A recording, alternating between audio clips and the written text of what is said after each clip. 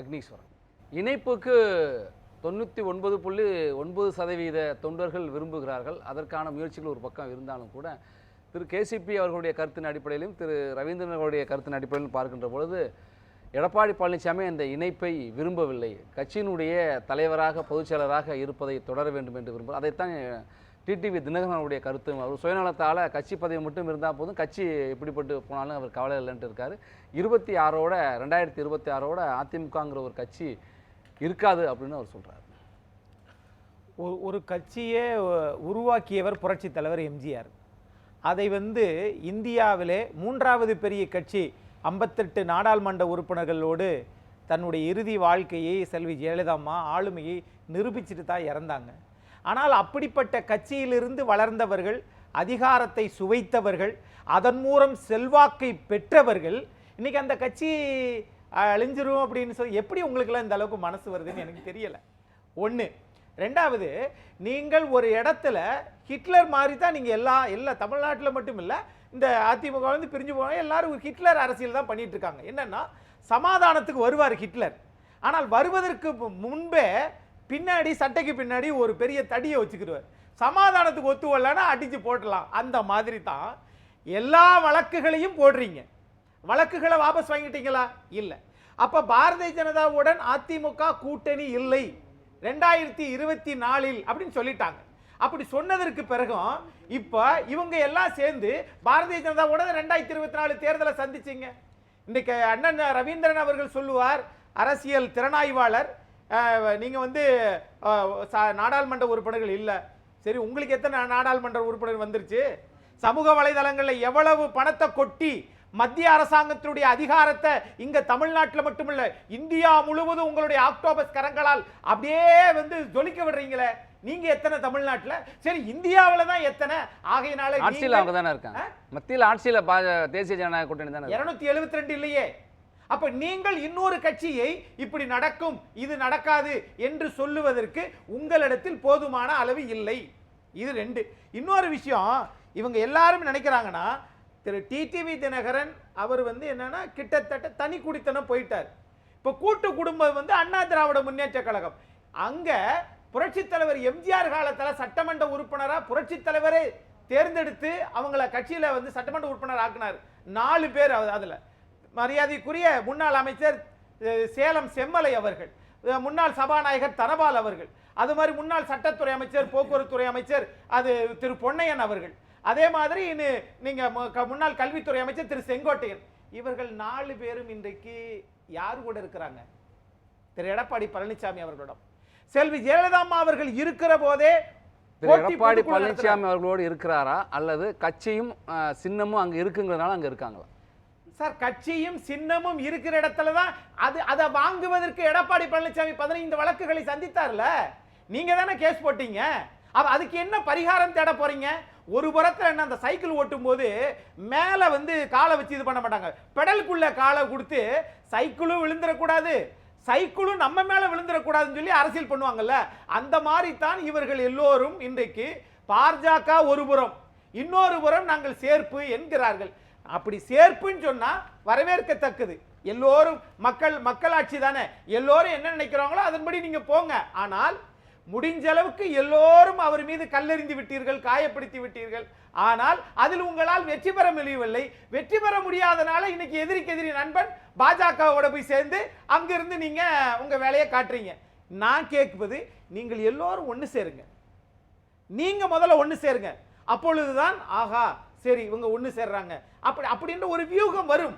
நீங்களே ஒன்று சேர மாட்டீங்க, போட்ட கேஸை வாபஸ் வாங்க மாட்டீங்க, போட்ட கேஸில் வெற்றி பெற்றவரை நீங்க சேர மாட்டேங்கிறாரு. கட்சி போய்கிட்டு இருக்கு சார், போகத்தான் செய்யும், மீண்டும் வரும். நீங்க நினைக்கிற மாதிரி இப்ப நீங்க எல்லாம் சரி, இவங்க எல்லாம் பாஜகவும் அதிமுகவும் தொடர்ந்து கூட்டணி வச்சுச்சு, என்ன 40க்கு 40 வந்துட்டாங்களா? அந்த இடத்துல தான் வைத்திலிங்கம் இன்னொன்னு குறிப்பிட்டிருக்காரு. 2021 அம்மா மக்கள் முன்னேற்ற கழகமும் தேசிய முற்போக்கு திராவிடர் கழகமும் அதிமுக கூட்டணியில் கொண்டு வரதுக்கு நானும் நத்தம் விஸ்வநாதன் அவர்களும் பேசணும். ஆனால் அது ஒத்துக்கலை. 150 இடத்துக்கு மேலே நம்ம வெற்றி பெறுவோம்னு எடப்பாடி பழனிசாமி சொன்னார். ஆனால் சொன்னபடி வெற்றி பெற முடியலை. அதுக்கப்புறம் 2020 மக்களவை பொறுத்தவரை மெகா கூட்டணி அமைப்போம், நிறைய இடங்களில் வெற்றி பெறுவோம்னு சொன்னார். கட்சியோட வாக்கு சதவீதத்தை பாதிக்கும் கீழே கொண்டு வந்துட்டார். இதையெல்லாம் வச்சு தான் டிடிவி தினகரன் இப்படி சொல்லியிருப்பார். ஆனால் 2026 தேர்தலுக்குள்ளே நாங்கள்லாம் ஒருங்கிணைஞ்சிருவோம். ஒருங்கிணைய விரும்பாதவங்க, ஒருங்கிணைய வேண்டாம்னு நினைக்கிறவங்கெல்லாம் அவங்களாவே விலகிடுவாங்க. அது காலத்தின் கட்டாயம்னு சொல்கிறார். அதாவது இயேசுநாதர் 10 கமாண்ட்மெண்ட்ஸில் கடலுக்குள்ளே போகும்போது அந்த தண்ணியெல்லாம் வழிவிடுமா, அந்த மாதிரி இவர்கள் ஒரு கற்பனையை வைத்து கொண்டு தான் இருக்கிறார்கள். நான் கேட்குறேன், அண்ணன் பாப்பாநாடு வைத்தியலிங்கம் அவர்கள் மூத்த அமைச்சர், 5 முக்கிய தலைவர்கள் அவரும் ஒருவராக இருந்தார். நான் அதையெல்லாம் சொல்லவில்லை. ஆனால் திரு ஓபிஎஸ் அவர்களிடம் நீங்கள் போய் அங்க நீங்க பலாப்பழ சின்னத்தில் நின்று அதிமுக இரட்டலை சின்னத்தை தோற்கடிக்க வேண்டும் என்று சொன்னது யார்? நீங்க தானே. உங்களை ஆனா உங்க அந்த பலாப்பழத்தை கொடுத்தவங்க உங்களை 3 முறை இந்த நாட்டில் முதலமைச்சரை உட்கார வைக்கல. செல்வி ஜெயலலிதா அம்மா அவர்களுக்கு செய்கிற நன்றி கடன் அதுதானா? புரட்சி தலைவர் எம்ஜிஆரை ஜெயலலிதா அம்மா மீற முடியாது. புரட்சி தலைவர் எம்ஜிஆரையும் புரட்சி தலைவி அம்மாவையும் திரு எடப்பாடி அவர்கள் மீற முடியாது, மீறவும் கூடாது. ஆனால் நீங்கள் ரெட்டலையை தோக்கடிக்கணும்னு போனீங்களே, அந்த ஜெயலலிதா அவர்களால் 2 முறை முதலமைச்சராக்கப்பட்ட அவரை அந்த கட்சியிலிருந்து நீக்கினதுக்கு பிறகு அவருக்கு என்ன வழி சட்ட ரீதியா? ஆமா, கட்சியை நீங்க உடைப்பீங்க. கட்சியெல்லாம் உடைச்சிட்டு அங்க இருக்கக்கூடிய தஸ்தாவேஜுகள், ஆவண பொருட்கள் எல்லாம் தூக்கிட்டு போவீங்க. இன்னைக்கும் வந்து தெஃப்ட் கேஸ் உங்கள பதிவாகி இருக்குல்ல. முன்னாள் சட்டத்துறை அமைச்சர், நாடாளுமன்ற பொதுச்செயலாளர் வழக்கு உரிமையியல் நீதிமன்றத்தில் விசாரணையில தான் இருக்குங்கிறாங்க. உங்களுக்கு ஸ்ரீவாரி மண்டபத்தில் இருக்கை போட்டு சட்டமன்றத்தின் உயர்நீதிமன்ற தீர்ப்புக்கு கட்டுப்பட்டு ஒரு கட்சியே அங்கு இருக்கிற போது கட்சியினுடைய ஒருங்கிணைப்பாளர் எங்க இருந்தார்? இதையெல்லாம் என்ன எந்த ஒரு நியாயம் இது? ஆகையினால இவர்களை பொறுத்தளவில் ஆகா, நாம் திரு எடப்பாடி பழனிசாமி அவர்களை முதலமைச்சராக்கினோம். ஆமாம், நீங்கள் தான் முதலமைச்சராக்கினீர்கள். ஆனால் அதே நேரத்தில் அரசியல் யுத்தம் என்று வருகிற போது உடனே நாங்க தான் ஆக்கணும் அப்படின்னு சொல்றாங்க. ஆக்கினது முக்கியம் இல்லை. புரட்சி தலைமா அம்மா ஜெயலலிதா அம்மா இல்லாத போது அந்த கட்சியை நீங்க எந்த அளவுக்கு எந்தெந்த இடத்தில் காவு கொடுத்தீர்கள் என்பதையும் இந்த ஜனங்கள் பார்த்துக்கிட்டு தான் இருக்கிறாங்க. அதைத்தான் அந்த குற்றச்சாட்டு தான் திரு எடப்பாடி பழனிசாமி மேலே வைக்கிறாங்க. ஒற்றை தலைமை வேணும்னு சொன்னீங்க, ஒற்றை தலைமையா வந்துட்டீங்க. எந்த வெற்றியும் நீங்க தேர்தலில் பெற்றுக் கொடுக்கலையே. இந்த இயக்கத்தை அழிவு பாதைக்கு தான் கொண்டு போறீங்க. ஒருவருடைய சுயநலத்தால் இந்த கட்சி வீழ்ச்சியை நோக்கி கரைந்து கொண்டு இருக்கிறது கொஞ்சம் கொஞ்சமா. 2026 காணாம போயிருமேன்னு பயமா இருக்குங்கிறாங்க. கரைஞ்சிட்டு இருக்கிறது நீங்களா எடப்பாடி பழனிசாமியா? தமிழ்நாட்டில் 75 சட்டமன்ற உறுப்பினர்களை வச்சிருக்கிறது எடப்பாடி பழனிசாமியினுடைய அதிமுகவா அல்லது நீங்களா? போன முறை 7% முதல் தேர்தலில் அமமுக, அடுத்து 5%, இப்பொழுது 2.5%. இந்த 2.5% எடுத்துக்கிட்டு பாஜக நாங்க 18% அவங்க கோல வச்சுக்கிட்டு இருக்கிறாங்க. ஆனால் உண்மை பாஜக 5% வாக்குகள் தான் இப்பயும் நாளைக்கு நாளை கழிச்சோம். ஆனால் பாஜக தமிழ்நாட்டில் மத்திய அழுத்தத்தை வைத்து தமிழ்நாட்டில் திராவிட கட்சிகளை ஒவ்வொரு பகுதியாக கரைத்து கொண்டே வருகிறது. அதற்கு சில பேர் உறுதுணையாக இருக்கிறார்கள். சில பேர் ஆமா உண்மைதான்பா, கரெக்ட் தான்பா, கடவுள் காப்பாத்துவார்ப்பா அப்படின்னு போயிடுறாங்க.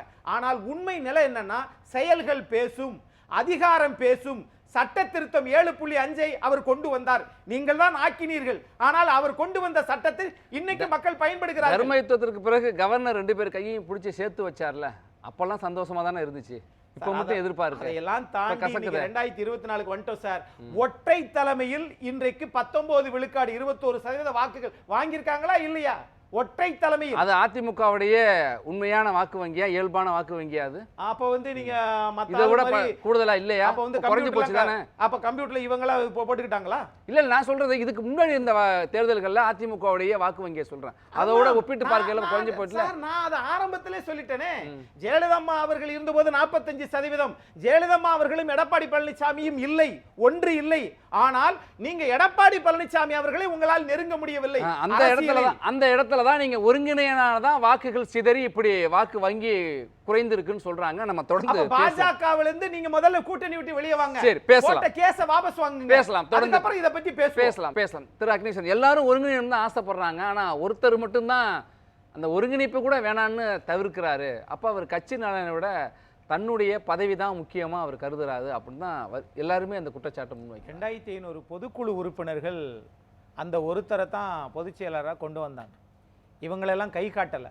ஆகவே இது எல்லாவற்றிற்கும் காலம்தான் அருமருந்து அப்படின்னு நான் பார்க்குறேன். இது எல்லாவற்றிலையும் வெற்றி பெற்று இன்றைக்கு அவர் பொதுச் செயலாளராக இருந்திருக்கிறார். நான் இவ்வளவு பேசக்கூடிய நீங்கள் ஏன் பொதுக்குழுவை கூட்டவில்லை இதற்காகவாவது அப்பா இப்படி ஒருத்தர் பேசிக்கிட்டே இருக்கான்ப்பா, பொதுக்குழு தான் கூட்டிடுவோம் என்று கூட்டுங்கள். அன்றைக்கு என்ன தீர்ப்பு வருகிறதோ மக்கள் தீர்ப்பை இந்த நாடு ஏற்றுக்கொள்ளும். அப்படிதான் நான் பார்க்கிறேன். ஆனால் அதிமுக ஆட்சிக்கு வர வேண்டும் என்பதுதான் என்னை போன்றவர்களுடைய நோக்கம், அக்கறை, ஆசை. அது கண்டிப்பாக நடக்கும். அப்படிதான் என் பார்வை. ஏன்னா அது சொல்றாங்கன்னா, உங்க கட்சியே வலிமையா இல்லாதப்ப நீங்க எப்படி ஒரு வலிமையான கூட்டணியை கட்டமைச்சு அதுக்கப்புறம் எப்படி ஆட்சியை பிடிப்பேன்னு வலிமையா இல்லாதவர்கள் எல்லாம் வலிமையானவர்களை பார்த்து அப்படித்தான் சொல்லுவார்கள். காலம்தான் தீர்மானிக்கும், செயல்கள் பேசும். உங்களால் பொதுச் செயலர் ஆக முடியல இல்ல. அவர் 30 அமைச்சர்ல ஒரு சாதாரண அமைச்சராக தானே இருந்தாரு. ஜெயலலிதா அம்மா சாகிற போது இவர்தான் கட்சிக்கு பொதுச் செயலர் என்று யாருக்கு தெரியும்? நீங்கள் அடையாளம் காட்டினீர்கள், ஆமாம். ஆனால் 7.5 கூட நீங்க தான் சொல்லி கொடுத்தேன்னு சொல்லுவீங்களே.